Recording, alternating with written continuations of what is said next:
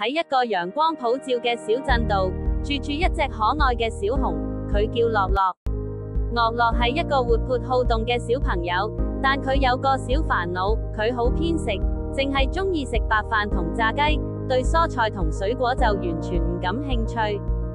樂樂媽媽係一位好有耐性又有創意嘅家長，佢冇責怪樂樂，反而用愛心同智慧，諗辦法幫佢改變。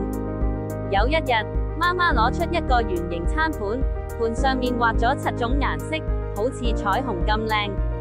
媽媽笑住同樂樂講：我哋一齊玩個彩虹挑戰遊戲啦！每日食完飯，如果你個餐盤上面有5種唔同顏色嘅食物，就可以攞1粒星星。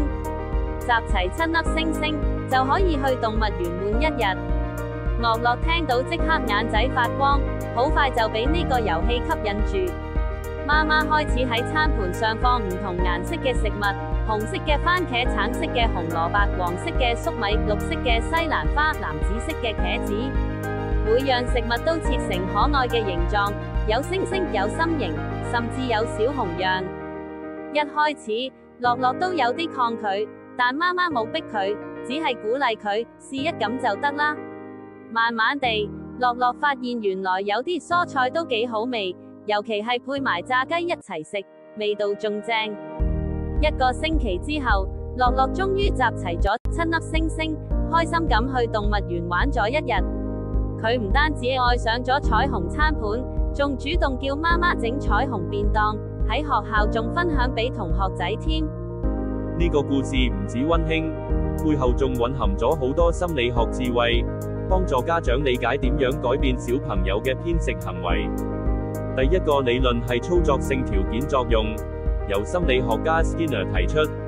媽媽用咗星星獎勵嚟鼓勵樂樂食唔同顏色嘅食物，呢種方法叫做正向增強，即係用獎勵去增加好行為出現嘅機會。第二個理論係遊戲化學習，將食飯變成一個彩虹挑戰遊戲，唔單止令樂樂覺得有趣，仲提升咗佢嘗試新食物嘅動力。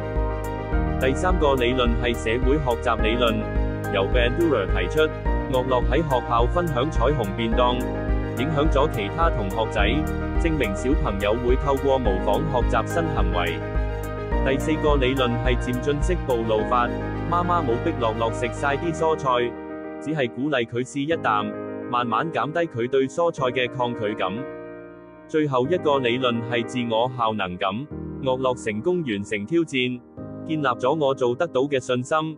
呢種自信會令佢持續保持好習慣。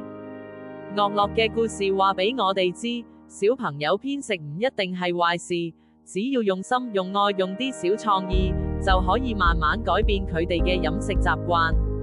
每一啖新嘗試，都係一個成長嘅開始。如果你都想幫你嘅小朋友建立健康飲食習慣，不妨試下彩虹餐盤挑戰，一齊用遊戲鼓勵同陪伴，令食飯變得開心又有意義。記住，改變唔需要一步到位，但每一步都值得鼓勵。多謝收睇小熊的彩虹餐盤，希望你同你嘅小朋友都可以食得開心，食得健康。